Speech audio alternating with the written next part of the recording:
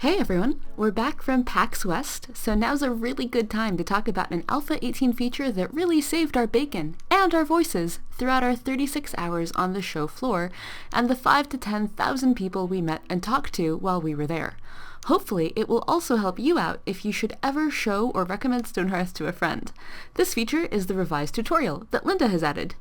Linda has wanted to add a tutorial to Stonehearth ever since she started working with us in November of last year. With PAX coming out and our UI and encounter system in a better place, we decided that she could afford to take a few days to build on those things and put in a flexible, extensible base 4 tutorial that we could extend and modify as the game around it evolved. So in Alpha 18, when you start a new game as the Ascendancy, a notification pops up instructing you to harvest some logs using the harvest tool. This first step is important not just because wood is important, but because it teaches players that this game is going to be about indirect control. Instead of clicking on hundreds of individual trees to harvest them, as people initially want to do, and as Stonehearth used to work back in Alpha 1, you want to use the much more powerful batch harvest tool. Next up is instructing people on how to use stockpiles. As Linda pointed out way back when, if you play Minecraft or an RPG, you expect to control one character and put the stuff you need into your backpack. Stockpiles are a much less common model for storage, so people need to learn explicitly that a stockpile is like a backpack for your whole town. Finally, Linda wanted to make sure that people know how to promote a worker to a carpenter and then how to place the workbench, because this too is kind of unique to Stonehearth and not necessarily intuitive.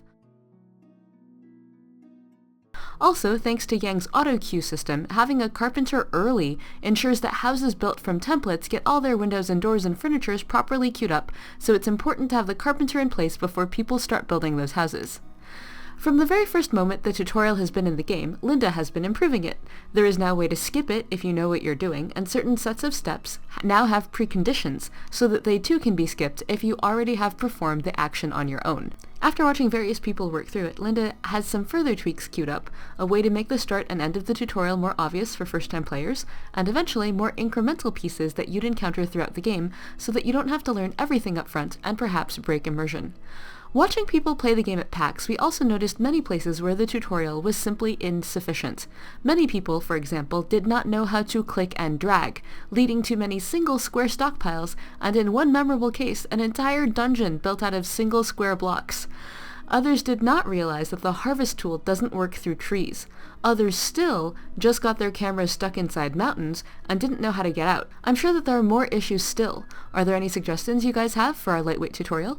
We probably won't get to all of these things for a while yet, since of course after a few days away we're again itching to get back to fixing A18 specific bugs and filling the world with interesting things, but we'd love to hear about them for future reference. And that's it for this Desktop Tuesday. Let us know how your Alpha 18 experience is going here in the comments or on our forum at discourse.stonehearth.net. You can also catch our streams, which resume this week on their usual Tuesday, 6 p.m. PST, Wednesday, 8:30 a.m. PST, and Thursday, 6 p.m. PST schedule. See you next week!